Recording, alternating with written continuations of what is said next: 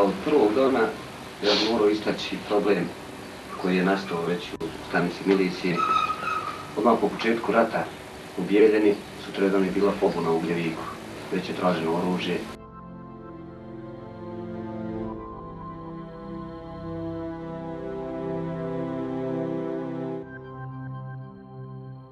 Tada sam vidio da počinje se ostvarivati ono što sam već odavno govorio narodu da će doći do toga. Odlučio sam jedan dio milicije muslimanske nacionalnosti sam poslao u muslimanska mjesta da radi. Tad sam se dogovorio sa načelnikom da oni pokušaju u srpskim mjestima uspostaviti red i mir, a da ću ja sa muslimanskom milicijom po muslimanskim mjestima. Kada sam pokušao ponovo da se vratim na radno mjesto, već sam bio spriječen.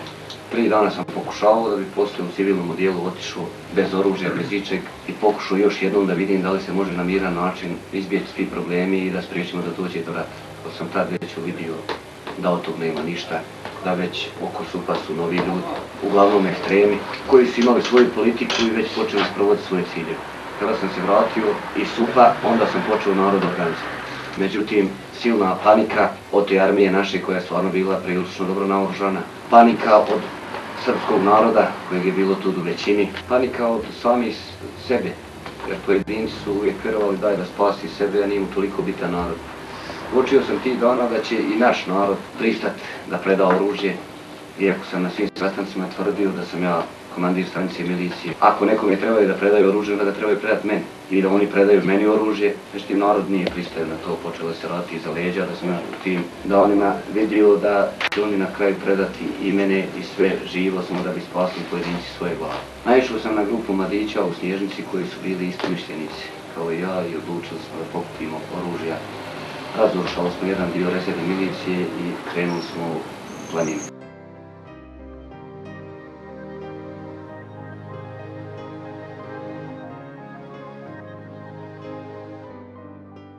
Pa da nije bilo kapetana HR, ja obično imam 2 komponente koje pominjem u ovom istorijskom momentu. To je kapetan HR i grupa boraca iz Snježnice, nas 32 koji su odmah prihvatili ga i odatle je formirana prva vojna formacija na prostoru Sjeveroistočne Bosne. HR bez nas ništa ne bi učinio, mi bez HR ništa ne bismo mogli učiniti.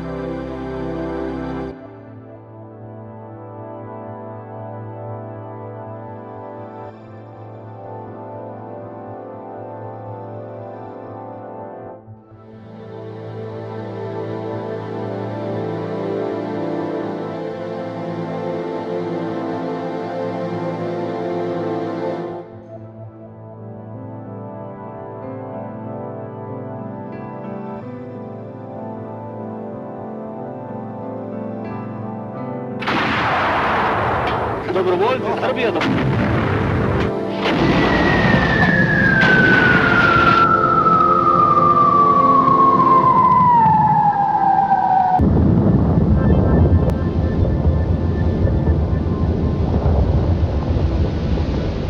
U Vitinici je boravio načelnik opštinskog štaba teritorijalne odbrane Zvornik Šemsudin Muminović, a kapetan Hajro je, poslije nesretnog ranjavanja, bio na liječenju u Tuzli.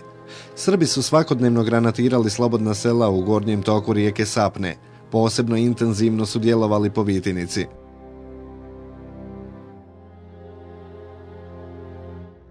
Ovdje se u Vitinici stabilizovala ta odbrana i ona je u tom ranom periodu sve kretalo iz Vitinice. Mislim da je nama čitavo vrijeme ove odbrane bila ključna Zečja kosa, a HR će to shvatiti tek svojim drugim dolaskom u Vitinicu, da se odatle lakše brani i Medžeđa i sve ostalo. Pitam ga ja kako je stanje u Kovačevićima, kaže imam, kaže muju, kaže gore sa Kovačevljanima, imam gore mojih, kaže tih 11 ljudi, kaže ne mogu proći nikako, imam gore Mustafu Čektala, imam tam neki, znači moje povjerenje u određene ljude.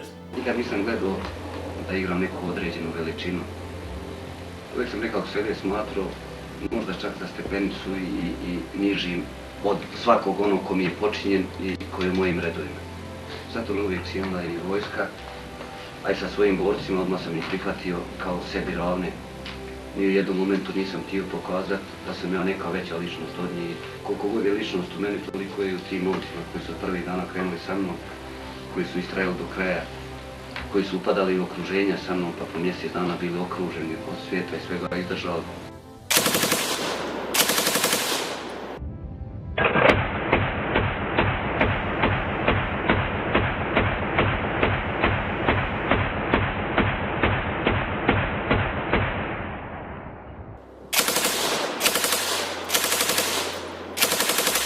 Sijač smrti, kako popularno zovu PM M84, od početka rata unosio je nemir među stanovnike u Vitinici, a bio je smješten između Odžačine i Brđana. Najhrabriji su se zaklili da će preduzeti akciju u kojoj će zarobiti ovo famozno oružje. U planiranju akcije učestvovao je i kapetan Hajro, koji se lagano oporavljao od nesretnog ranjavanja. U redovima boraca teritorijalne odbrane 3 borca su lakše ranjena. To nije spriječilo heroje da ispune dato obećanje. Famozni sijač smrti postao je vlasništvo Hajrinih boraca. Pored PM M84 zarobljeno je još puškomitraljez M53, 3 automatske puške, 2 automata M56, nekoliko papovki i 4 sanduka municije različitog kalibra. Čast da u buduće nosi 84 pripala je Dževadu Čelikoviću Bobetu.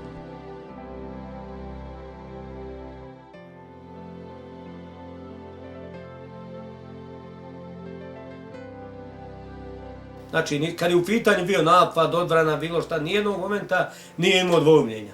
Pa makar 5000 ljudi bilo ispred, on nije imao dvojmljenja ni odustajanja. Kapetan Hajro nam je govorio u toku akcije, znači ne ubijati civile, ne paliti kuće. Mi smo to zaista poštovali. Eventualno ono koje je bilo radi panike šta su radili, vojnici, oni nekontrolisani, pogotovo nazad, ali on nije to, tu mu je bilo, kad negdje vidi, on je to kažnjavao, galamio. Mislim, sjećam se mnogih stvari, ali hoću ovdje podvučem jednu stvar. U pripremama Rahmetli Hajro insistirao, znate uvijek šta od vas traži. Ne smijete djecu i starce ubijati. 1992. godine Rahmetli Hajro ovako pravio pripremu i mislim da je do kraja svoga života o ovim stvarima itekako vodio računa.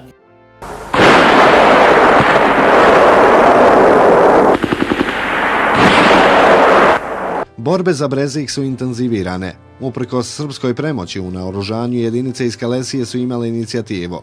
Poslije žestokih borbi, Srbi su natjerani na povlačenje.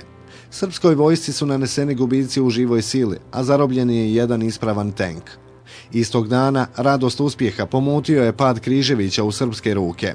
Borci i mjesno stanovništvo, iscrpljeni dugim okruženjem, nisu izdržali. Veliki broj civila je ubijen.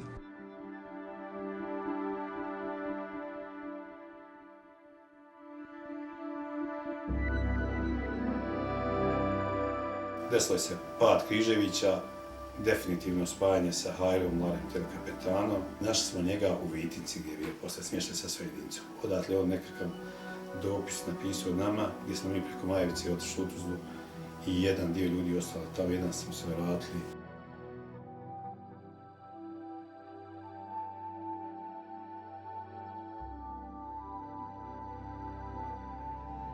Pripremali smo se za deblokadu Teočaka iz nužde, jer tamo je već bilo nepodnošljivo više. Panika, nestašica, neprijatelj je već unosio tamo nekakve propagande i cigare i hranu i svašta nešto samo da oslabi, jer iz Priboja se moglo se kontaktirati da se donese brdo cigara gdje je ovdje bio pojam. A da ne govorimo o hrani. Sa porodicom smo komunicirali skoro svakodnevno, nam je neko dolazio gore, donosio hranu, lijekove, cigarete. Odmah se slika promijenila kad su počeli gore uspjesi da se nizaju, sve se promijenilo i u Teočaku, ljudi su nas dizali do neba. Svakodnevno nam je dolazilo i u Vitincu po 10-20 ljudi, svakodnevno. Ljudi su željeli doći, vidjeti, učestvovati u tim uspjesima.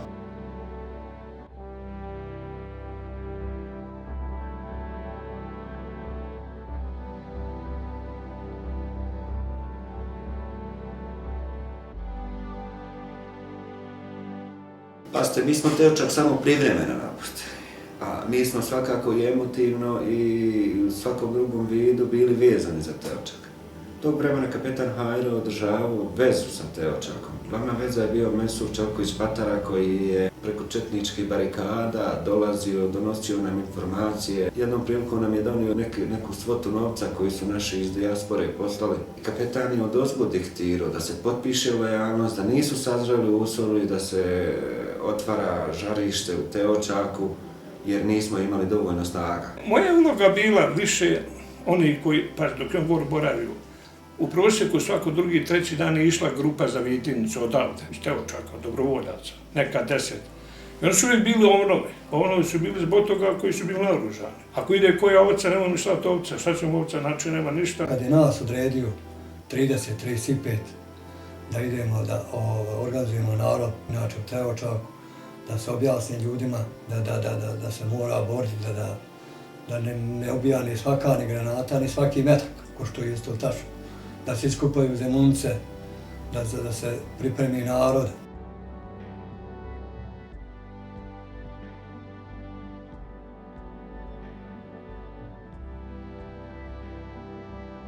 Mi smo bili prikovani, jednostavno neprijatelj nas prikovao. On je zauzeo važne puteve, zauzeo je glavne kote, postavio oruđa, protavionska oruđa koja te prekivaju na 4 km. Hajrin autoritet jednostavno je mnogo znači kod svakoga borca, kod svakoga patriote, cijenio je ga čovjek, bez obzira što ga nikad nije vidio. Ljudi su sanjali o njegovom liku. Pazi, ja bi, kad se tiče toga, mislim da u tom momentu 92. dakle, govorimo o maju, junu, pa i julu. Već krajem juna su počela dolaziti ovdje vojska. Ali da njega nije u tom momentu bilo, ja mislim da bi mi pukli, da bi mi se razbili.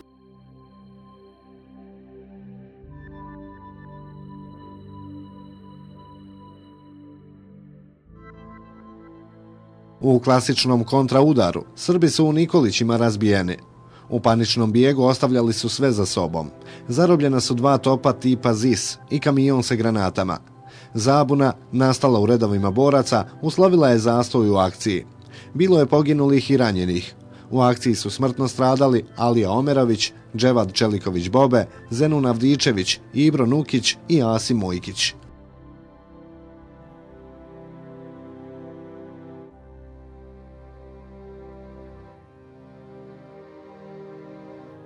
I tako da smo mi tu njihovu vezu hvatali, napad, oni u pripremama dok se vrše pripreme, mi već uvatimo njih da oni na koji pravac oni hoće napad. Naravno što ta su izrazili dejstva na Vitinicu, jer su Hajro nalazi u Vitinici, naravno, ne znam, možda i neko i do jaju, možda neko bio zarobljen pa kazao. Ali prijelomni moment je bio napad ovamo, znači kad su popaljeni Rizvanović, Fatić.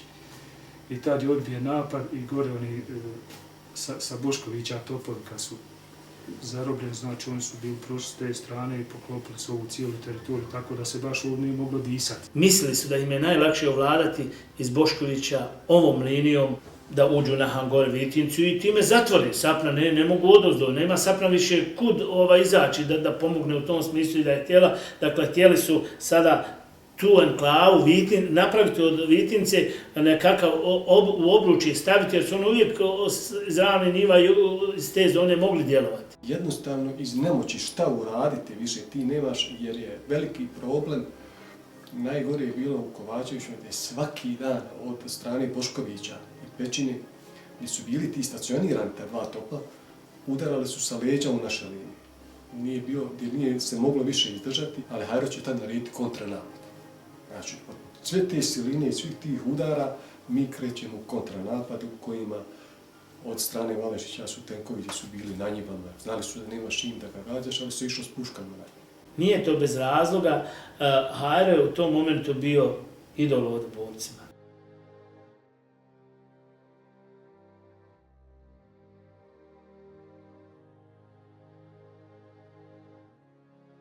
Nije bilo nekoga kolebanja o bilo čemu.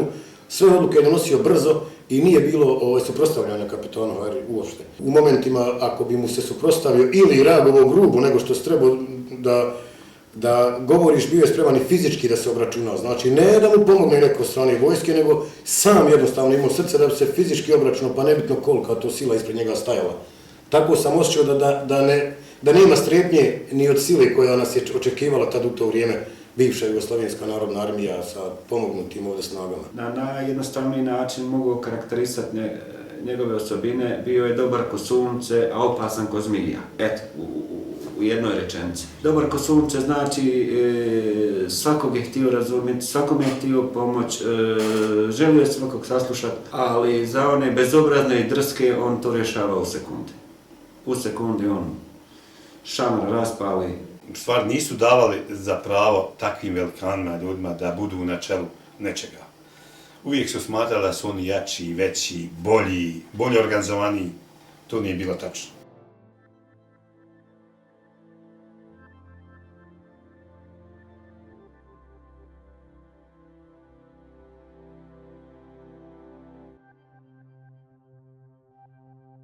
Nismo bili educirani vojni, osim oni kao obični vojnici.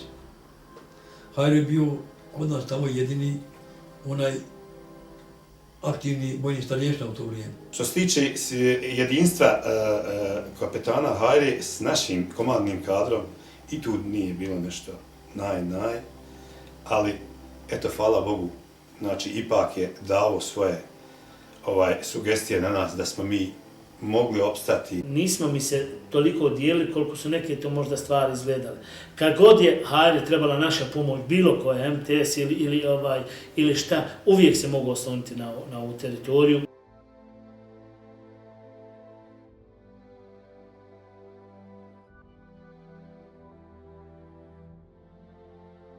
Dani su prolazili, a obećanja da će pomoći Bosni niko nije ispunjavao. Međutim, bilo je sve veći broj onih koji su postajali svjesni da se samo s oružjem mogu oduprijeti agresiji na narod i domovinu. Iz Tuzle su stizali podrinski dobrovoljci. Jedna grupa opremljenih boraca vratila se iz Hrvatske, a predvodio ih je Nijaz Seferović. Stigao je i prvi bataljon prve Tuzlanske brigade. Ono što je posebno radovalo jeste četa minobacačlija, popularni šeitani. Stigla je i jedinica sastavljena od momaka iz Zvornika i ponijela je naziv Hap Vod. Riječ je o braniteljima Kule grada koji su se prebacili na slobodne teritorije. Broj boraca na slobodnim teritorijama opštine Zvornik stalno se uvećavao.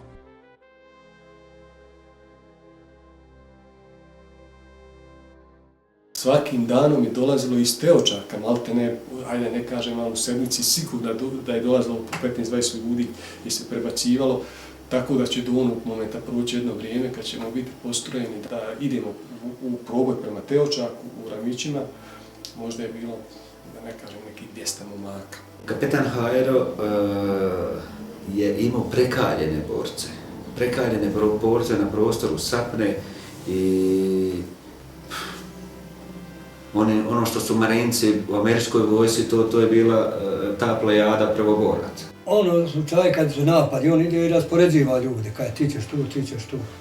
Nekako kad vas on rekne ti ostanite tu, imali ste recimo nekakvu tremu, dok on nije progovorio, rekao tu ostan ti. On kad je rekao tu ostaješ, nekako terete toga više nemaš.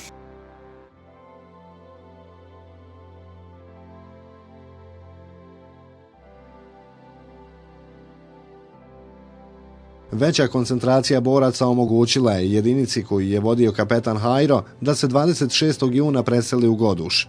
Sa junacima ovog mjesta kapetan Hajro je tražio načina da se pomogne okruženom Teočaku. Mještani Teočaka nisu imali izlaza i predstavljali su neku vrstu talaca. Sa jedinicom sastavljenom najvećim dijelom od najhrabrijih momaka iz Teočaka krenuo je dobar dio boraca sa teritorije opštine Zvornik. Veliki broj njih već se prekalio u borbama, tako da će biti od velike koristi u ispunjavanju namjera kapetana Hajre. Askeri kapetana Hajre, zajedno sa jedinicom iz Goduša, popularnim Močama, su predstavljale okosnicu svih daljih akcija.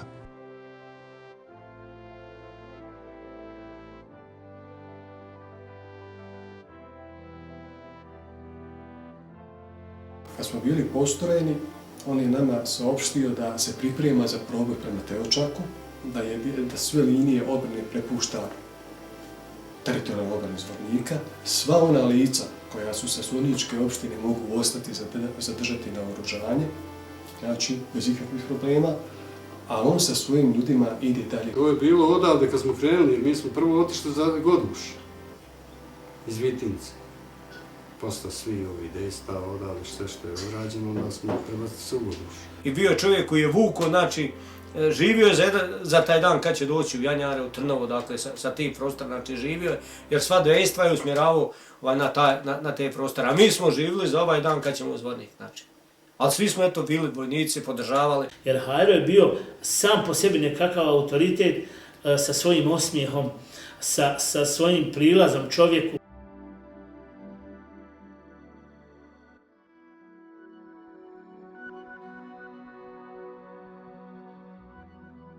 Srbi su na Kurban Bajram strijeljali više stotina Bošnjaka muslimana iz sela u donjem toku rijeke Sapne, odvedenih 1. juna iz Klise.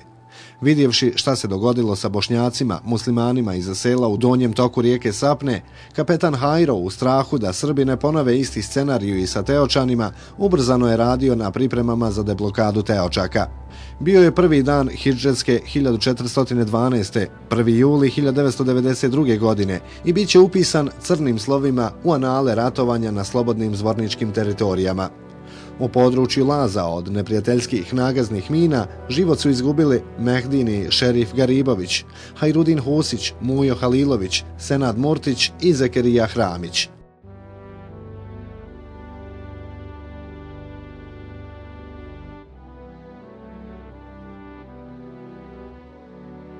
Moj prvi kontakt sa legendarnim herojom, kapetanom Hajrom, desio se 1992. godine u Godušu, gdje sam tada bio na imamskoj službi. Obzirom da je tu on bio smješten sa svojom jedinicom i došao je taj moment da i mene jednog dana pozove u svoj štab. Rekao mi je da, obzirom da je džamija porušena, da pronađem neku kuću sigurniju i da se tu organizuje klanjanje bešvakta namaza. I u tom momentu sam odmah shvatio poruku rahmetli kapetana koji je znao da će ezan i da će ljepota ezana i poruka ezana u našim borcima pobuditi tu neku posebnu snagu, moralu, entuzijazam da istraju i da izdržimo svi zajednički ono što smo proživljavali.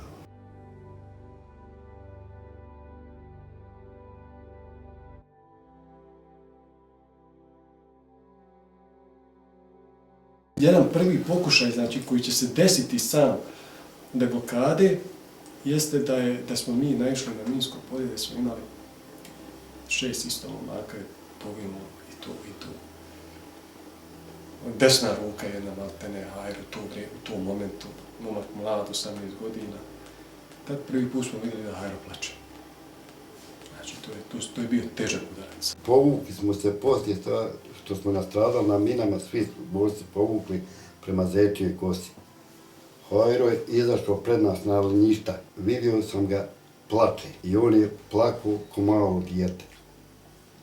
Plakao je za borcima što su izginuli. Mujo je bio jedan od najboljih boraca na početku, iako je bio, mislim, 17-18 godina, međutim, mnogi nas nismo poznavali dosta oružja i mina, a sve što neko od nas nije znao, zvali smo Mujo je sve znao i oko mina i oko oružja. Tako, kad je krenulo, znači, to proboj prema Teočaku, ja sam otišao, ja sam bio komandir voda i otišao sam sa jednim vodom prije na dan. Za Teočak se probijem, a mi smo trebali da izglumimo napad, tako je sistem bio ratovanja od područja Rastošnice, a da će glavni napad biti od Zečije Kosije prema Lazama i Čakovci.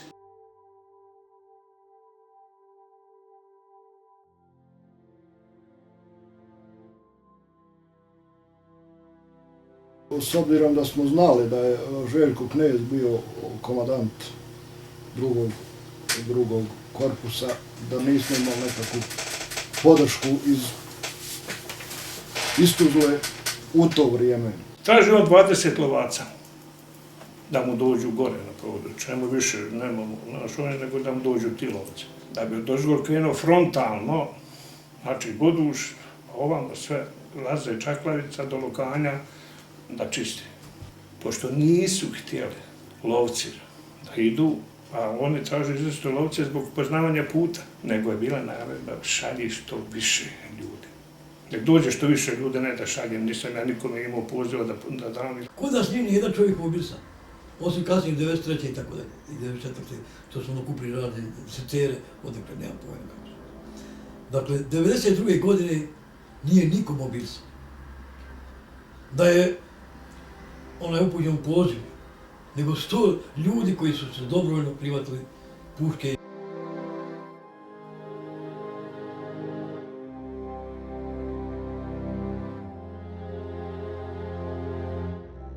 Srbi iz Gornjeg Lokanja, Laza i Čaklavice gotovo u potpunosti su prekinuli put od Teočaka do slobodnih područja Sapne. Prilikom jednog pokušaja grupe civila da se domognu slobodnih teritorija Sapne, na mjestu zvanom Curin grob između Gornjeg Lokanja i Laza zarobljena je velika grupa civila.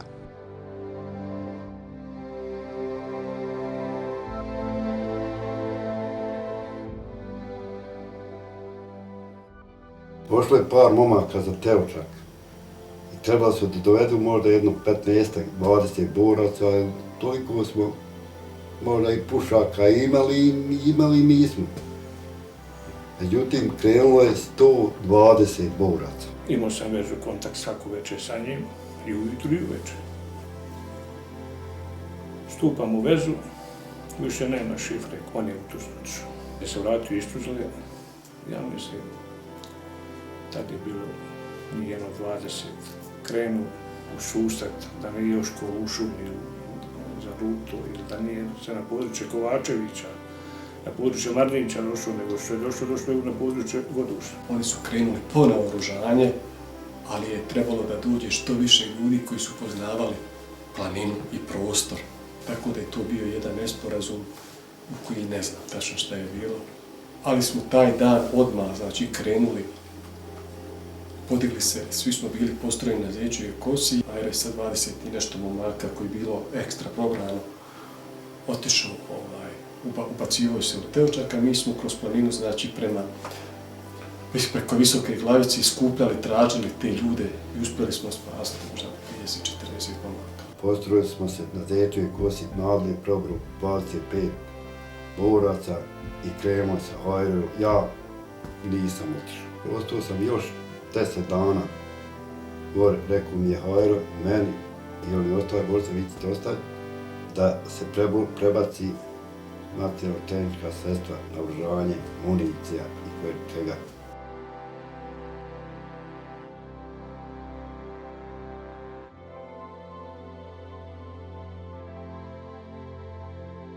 Jer mi smo i planirali i htjeli ući u Teočak kad pripremamo sve oslobađanje ovoga dijela.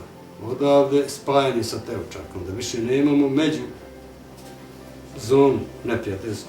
Ko što je desilo sam se tada, on nije mogao da izdrži, jednostavno potrage odmah se krenulo taj, čim je nam javljeno da su ljudi otišli, ljudi nisu došli. U tom prvom mahu mislim da je bila jedna četa koja je sa prostora Sapne, Zornih, hajde da ne kažem nešto, koji smo prešli u Teočak tamo i bili uz Hajru. To su oni sve maltene plus minus jedan dan, znači kad je tu krenulo, ali znači sve su tu bili maltene prvoborci. Jednako je bitna, koliko je bitna Sapna, toliko je bitan i Teočak, teritorija, jer i to je jedno. I mi smo imali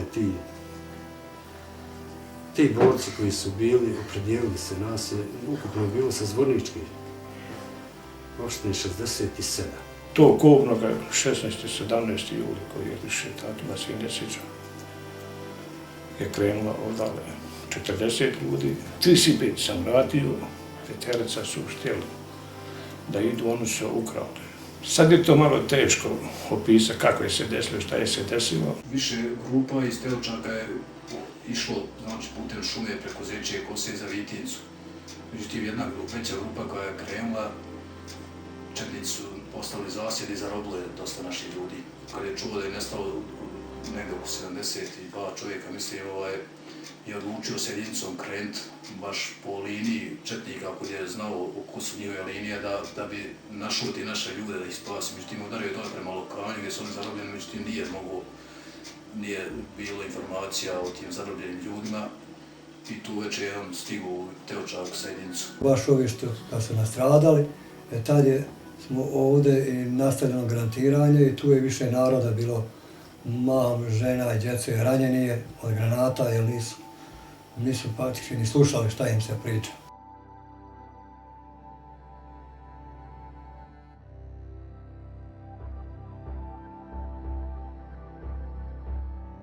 Hajro među vremenu već uspio organizovati tamo vlast, civilna, sve je funkcionisalo, ratno predsjedništvo, vojna policija, civilna policija. Od jedne mjesne zajednice on je već sve to napravio. Kad smo ušli, tamo smo zatekli znači, sve da to funkcioniše. Onda smo mi samo imali kao neka, ajmo ne kažem, pričuva bili, ako znači krene, izlijećemo, blokiramo i tako dalje.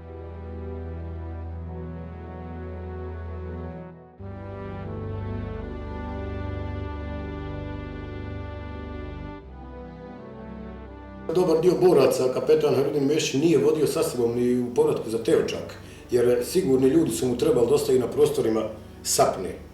On odlazi na svoju teritoriju Teočaka, gdje je idealno dobro, smatram, koordinacija bila između brigada Teočak-Zvornik, tad Zvornik. Vjerovatno da bi 90% boraca u ono vrijeme otišlo sa Harudinom Mešićem kapetanom za Teočak, na oslobađanje Teočaka, ali on to nije htio da prihvati jer je tad u ono vrijeme trebalo ljudi, jake snage i jaki borci da ostanu na prostorima Sapne, zaleđeno da bi držalo. Tako da sam i ja sam ostao gdje sam se priključio jedinici Džamijski golubovi, tu smo i formirani bili. I da smo inače, i onda organizacije, dodno smo mi formirali našu prvu križevačku, gdje smo dosta sa kapetanom Hajrom imali znači, zajednički akcija, dejstva. Kad se otišlo za Teočak, ja nisam otišao tamo, znači nisam otišao. Išao samo kad je slata je vojska, dok je bio, dolazi ovamo, ali znači nisam bio stalni vojnik brigade.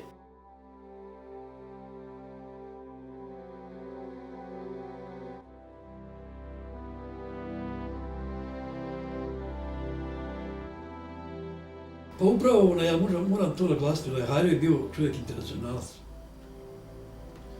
I svi ljudi koji su takvih pogleda, oni su mogli da vidi daleko.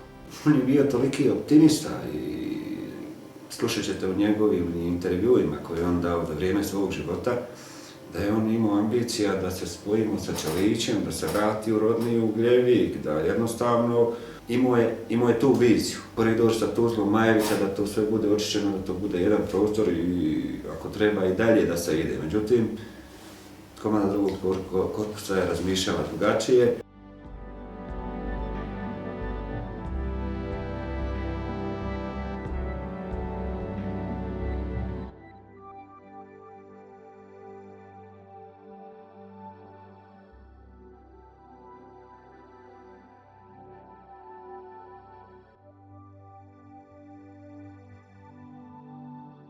Veza je ostala kod mene, naravno njegovi veziti, ostali su, ali dakle, po mojom kontrolom i mi smo imali stalnu vezu. S time da je Hajro kapetan me obavezao da ne govorim dalje kakve ja kontakte, da nikome ne govorim kakve ja kontakte održavam sa njim. Moje mišljenje znači bilo da treba se i tim ljudima sad, jer ne možemo mi sad biti ovdje i sad kad on treba ići tamo da brani svoju teritoriju, da nešto proba uraditi za svoju teritoriju, njemu reći I ubačeno je sve što smo imali na raspolaganju. Magacin u Goduši je bio od jedinice te.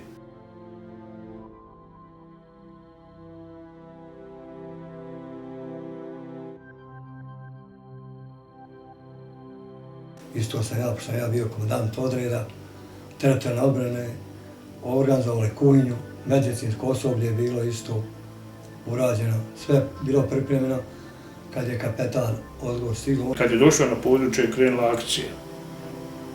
Kod Mirkove kuće Laže i Lokan, ali na lezi Vraže preko noći su oni opet došli na svoje rovove. A samo kod Mirkove kuće ponovo akcija, čistimo put, kreću 4 traktora. Tim putem Laze Zečija Kosa i prva 4 ranjenika vozimo u Tuzlu. Onda smo mi morali, da bi došli do sredstava ili do sanitetskog materijala, izvršiti proboj, razbiti njihove prve obrambene linije prema Visokoj Glavici, odnosno Lazama i između znači, Laza i Čaklavice i onda traktori, nekad konji. Ja sam prepratio 3-4 takav konvoja gdje smo uvijek imali gubitke. Ideš i vraćaš se odmah isti dan i non stop jedni momci ostaju pod vatrom, znači non stop smo imali te, da bi jednom hajro rekao dosta više. Znači više nećemo tako, mi moramo da uspostavimo sebi krvotok prema Tuzli.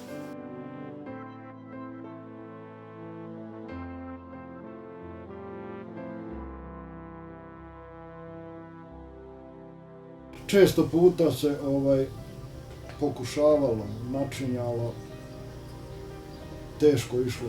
Hajro je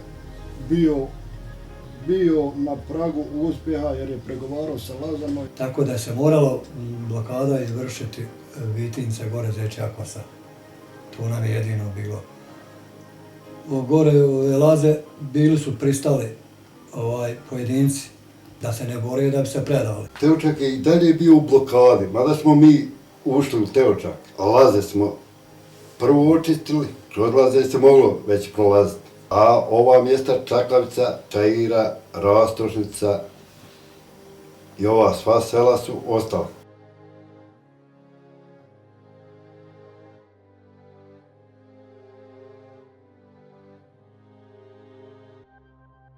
Oko Teočaka pakao.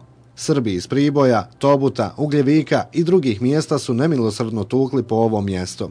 Oni tuku, a borci oružanih snaga Republike Bosne i Hercegovine oslobađaju. Kapetan Hajro sa teočanskim i zvorničkim askerima oslobodio je srpsko uporište Laze. Kapetan Hajro je širio slobodnu teritoriju i pitanje je dana kada će se preko Goduša spojiti sa jedinicama Šemse Muminovića koji su nadirali iz pravca Goduša. Lokalni četnički vojvoda Milan Petrović Pusula nestao je bez traga i glasa. Prilaz Teočaku bio je sve izvjesniji i blokada sve više nije tako rigorozna. U pričama boraca i mještana tema broj 1 bio je kapetan Hajro.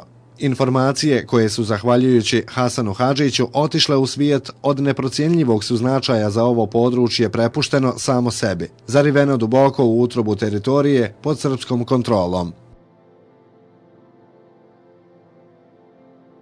Vredno je napomenuti da je Hajro prilikom ulaska u Teočak i do onih žešćih sukoba, da je Ljubiša Savić, istaknuta ličnost sa druge strane, ušla u centar Teočaka, znači po Hajrinom odobrenju na pregovore, gdje su ultimativno zahtijevali predaju našeg naoružanja i šta, ali znači Hajro im je primio, saslušao. Za nekoliko dana Srbi koji su bili dole u susjednim mjestima, major Simić upućuje pismo, tako da se on preda ili da napiše šta želi, da obezbijedi sve za njega, njegovu porodicu, da će on preglasiti, on želi, a da ostavi ostalo ljudstvo kao da se oni dogovaraju civilnim vlastima.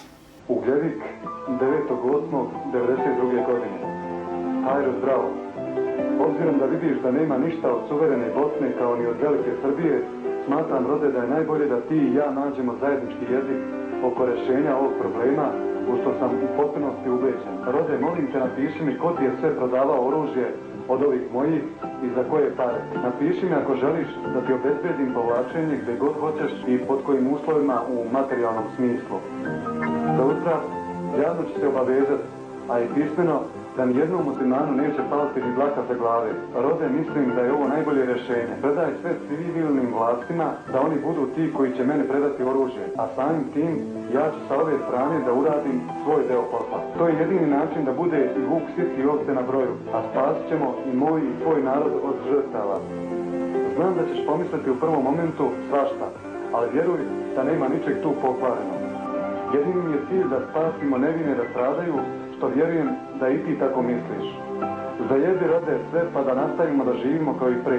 Budimo svjesni i razumni, jer vreme ne radi za nas. Odgovori mi šta sve misliš o ovome, ali stvarno onako kako si obećao, da se ne bi kajali i ti i ja ceo život. Hoću da ti verujem. Punim poštovanjem, tvoj drug Ljubiša Simić. Teočak, 9. augusta 1992. godine. Merhaba, Simić. Mislio sam da si ne procijenio drugačije, a ne ovako, i sad mi je žao što smo uzalud izgubili vrijeme pregovaranja. Ideja svakog Srbina je samo da vlada i daje uslove drugima. Drug moj, ja to ne podnosim. Mislim da sam ja, komandir milicije, bio i prije rata i meni trebaju predati oružje svi koji ga posjeduju ilegalno, a ne tebi. Na tu ideju možeš razgovarati sa Srbima, pa ako odluče da predaju oružje meni, onda se možeš javiti. a po drugim pitanjima nemoj više zvati ni tražiti bilo šta. Maksud selam od Hajre.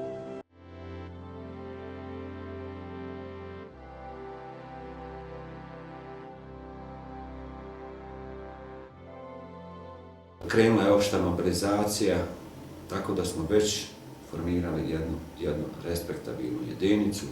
Uslijedili su kasnije napadi sa svih strana, nisu mogli ni pedlja da nas pomjere. Ljudi su potraživali, jednostavno imali su povjerenje u te Hajrine prvoborce, dobrovoljce, kod naroda, tamo u Teočaku kod naroda. Kad kaže to su iz Vitince ljudi, iz Vitince su bili svi ljudi. I oni iz Snježnice što su otišli ovamo. Oni su bili iz Vitince. Imali smo i takvu konfiguraciju terena koja je nama odgovarala. Presudne bitke su bile odmah u startu, u kojima mislim da su Srbi imali veće gubitke dok su nas napadali. Znači, to je prvi jedno mjesec dana, znači, u kojim smo mi izgubili jedan dio teritorije Tursanovo brdo, koje nismo mogli da držimo. U jutarnjim satima 19. augusta 1992. godine počela je akcija Hajrinih lavova. Stubovi dima i zaglušujuća pucnjava govorili su o žestini okršaja na potezu prema Rastošnici. Gotovo 3 km dužine sa obje strane puta osigurano je dobro utvrđenim rovovima, a od praznih sanduka za municiju i brojnih čahura od pama, pata i minobacača gotovo se nije moglo proći putem. Međutim, pred naletom lavova, Majevice i Teočaka i ovako utvrđenje je moralo da istakne bijelu zastavu. Glavoričak i Vasiljevići su oslobođeni, time su Hajrini askeri imali otvoren put za ulazak u Rastošnicu. Međutim, da bi se izbjeglo veliko stradanje civila u tom mjestu, kapetan Hajro je naredio da se borbena dejstva zaustave. Njegov moralni lik i kodeks pripadnika oružanih snaga Republike Bosne i Hercegovine nije mogao dozvoliti ubijanje civila, a Rastošnicu će i onako osloboditi. Kapetan je bio izuzetno zadovoljan učinkom svojih boraca. Zarobljeno je vozilo Lada Niva, registarske oznake JNA na kojoj je pisalo Oružane snage Srpske Republike BiH. Pogledavši u putne naloge, utvrđeno je da se radi o vozilu zloglasnog četničkog komandanta sa Majevice, pukovnika Mileta Dubajića.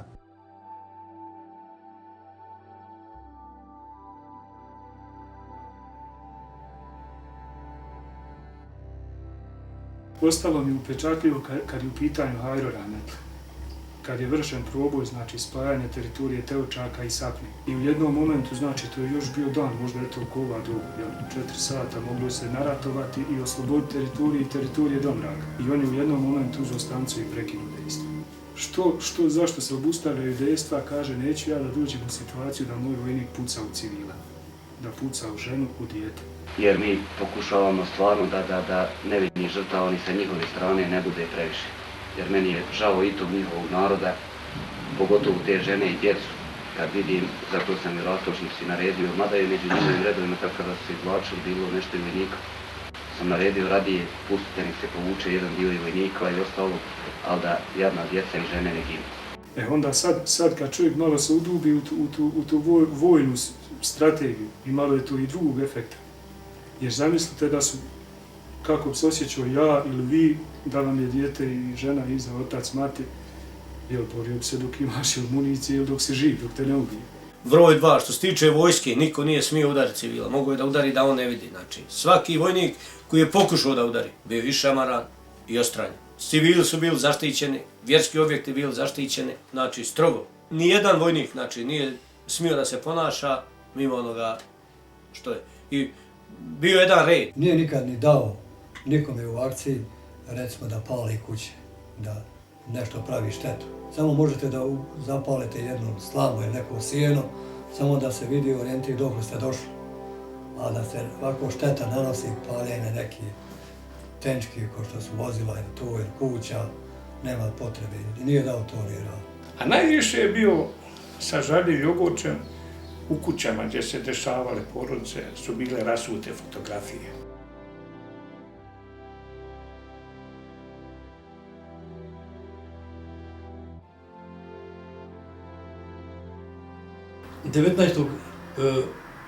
Kad sam ja ranjen, od tada je faktički krenula šira deblokada Teočaka. Najveći lom i otpori, najveći bila je Čaklavica. Što se tiče tamo tog dijela, svako je očekivao možda gore Ravni zavidi. Tomanče, međutim, tu je najviše trajalo tu pokušaja. 3 pokušaja su bila. I došla je odluka negde u avgustu da naveče oko 5 napadnemo, poslao je kurira u komandu u smjernicu prvom odredu, da napadnemo Čaklavicu. Međutim, nije išlo, mi smo rekli da je puno vojnika i da odemo u izvidnicu i da provjerimo sve i da idemo sutra. Hajro je rekao, sutra krećemo i ko osta. Borba je trajala cijeli dan, avioni su nas bombardovali. Ipak se uspjelo. Posle Čaklavice išlo je sve puno lakše. –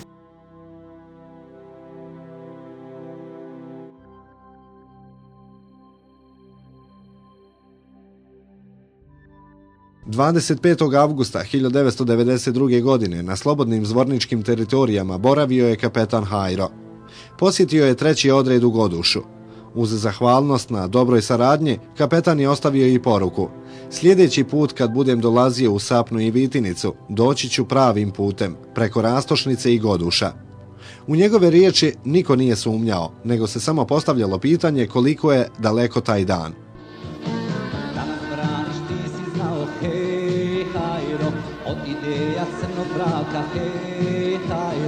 Zaboravit to ne može, narod iz tvog te očaka, narod iz tvog te očaka.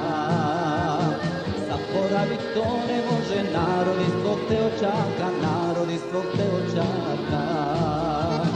Sad smo mlado, sad smo snaga naših hajne kapetana, dok jedan od nas živi. Sad smo mlado, sad smo snaga naših hajne kapetana, dok jedan od nas živi. Hajro bit će među nama. Posle toga se počeli nizati razni uspjesi i da se vratimo iz akcije, da nismo imali ni ranjenog ni poginulo. Samopouzdanje ponovo je došlo među vojnike, da je više kao prepreke nema. Gdje ne možeš više znači, toliko je bila, fama se stvorila oko te Čaklavice. Ona je teška bila za prilaz, geografski teška bila za prilaz. Gdje god se recimo nekakva dejstva dešavalo, komplet je selo zaplaćivalo. Komplet. Od izutra do navečer granate spada. Jer tu nije bilo, gdje god mi neđe u akciji nešto uradimo, onda je po nama i granka. I izloženi i avionima poslije i svim mogućim naoružanjem što je agresor i sve je upotrebljavao na nas. Po 5000 dnevno je znalo past granata. To je tuklo dan, noć.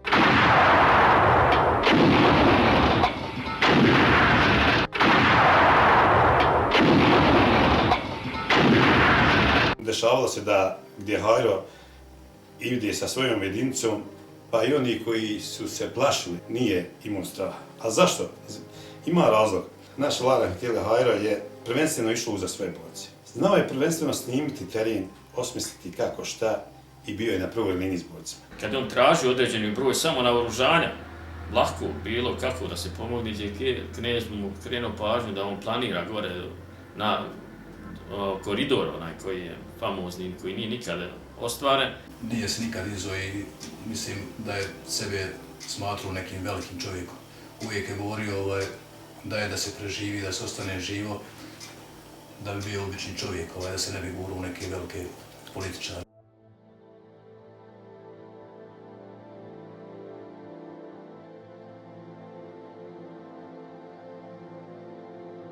1. septembra 1992. godine kapetan Hajro sa svojim borcima uz svesrdnu pomoć jedinica zvorničkog štaba krenuo je u odlučni boj koji je rezultirao deblokadom Teočaka.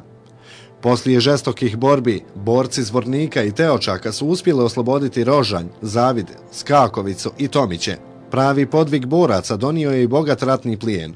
Jedinice su bogatije za 3 minobacača kalibra 60 mm, 2 84-ke, 1 120-ku, 1 pat 20 mm, kamion pun granata i municije. Stanovnici Teočaka poslije više teških mjeseci nisu bili više u okruženju. Najčešća rečenica koja se mogla čuti, posebno kod onih starih žena, neka nam Allah poživi i sačuva hajru kapetana.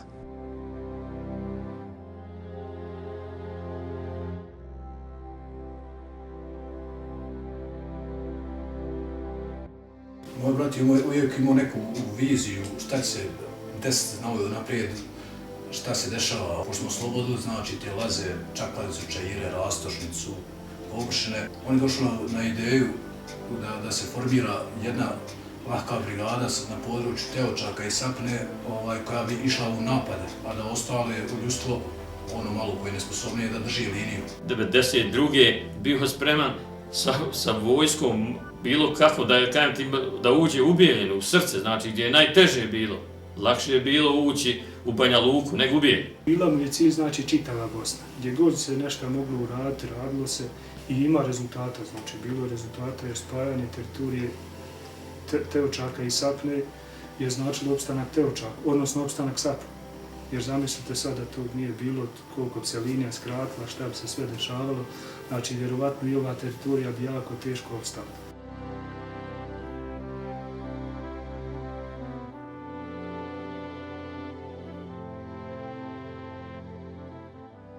Korpus kao korpus nije pridavao značaja nikada ovim krajima.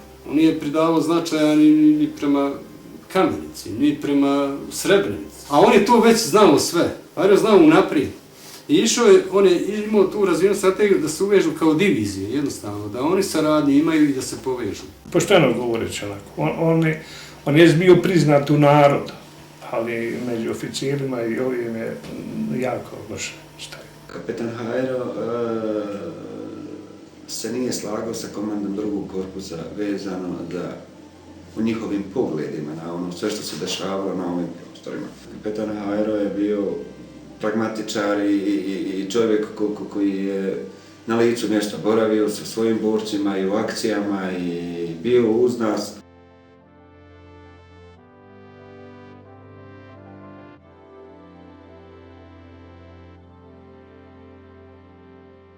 Imao sam priliku da sa njim budem i u jedinici koju sam imao sudejstvo nekako i njegova jedinica i naši to je bila Majevica, najviši prostora, pa čak i Teočak, gdje sam se zadivio tom čovjeku, da je to pravi čovjek, Bosanac, da je to Allah, što kaže Bog nam dao takvog čovjeka da povedi pravi Bošnjake u odbranu Bosne i Hercegovine i dokazuje svojim dijelima i svemu da je to bio pravi čovjek. Pogotovo kad su nekakve ofanzivne akcije bile od neprijatelja.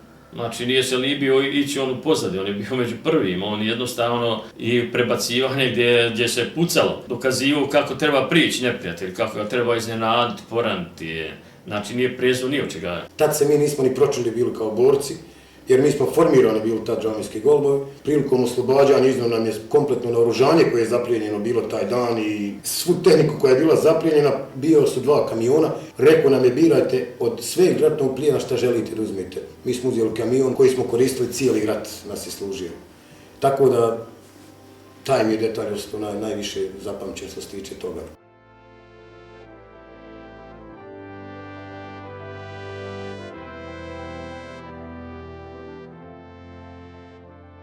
Teočak je opstao uz Sapnu na istočnom bedemu Bosne. Golobradi mladići, radnici, đaci bez prave vojničke obuke borili su se protiv vojnika koji su obučavani da ratuju i ubijaju. Hajrini askeri su imali nešto što elitne jedinice Jugo vojske nisu imale. Bili su na svojoj zemlji sa svojim narodom, borili su se za slobodu svoje zemlje i za ljudsku pravdu. Time su uspješno nadoknađivali čisto vojničke pretpostavke koje nisu imali i uspješno se nosili sa nadmoćnim neprijateljem.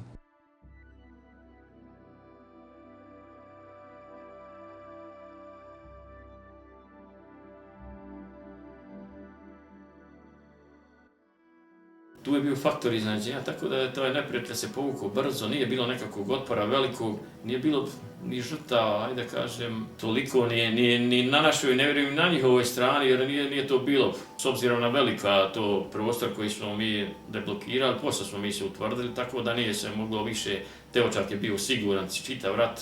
Državne linije nije bilo tad u pitanju, bilo je usta, međutim mi smo tad tražio od okružnog štaba da nam daju Rusu koji će držati liniju, jer smo mi tad i u to vrijeme dolazili do Raleja, do Žice. Znači, moglo je se uzeti Majevica i možda čak i dalje, ali da imao ko da drži tu liniju što mi uzmemo. Međutim, tadašnji komandant okružnog štaba, taj Željko Knez, on je njemu rekao da je sva sredstva idu se dao na Posavinu, kao važniji koridor sa Hrvatskom nego ovo područje naše, tako da nam nije u tom trenutku data nikakva pomoć.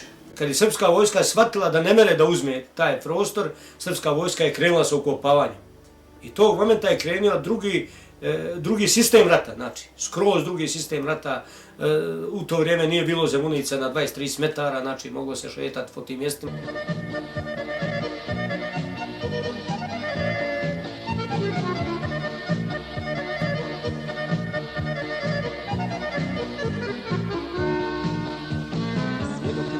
Majevica, hej, hajro, sad na goduš istjevica, hej, hajro.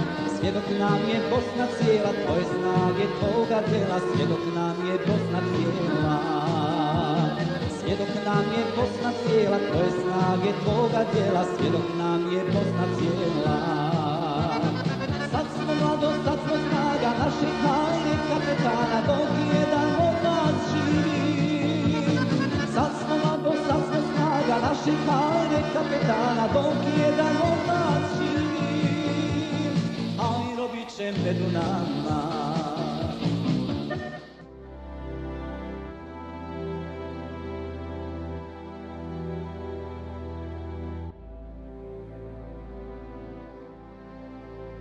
Krenuo sam u borbu svjesno.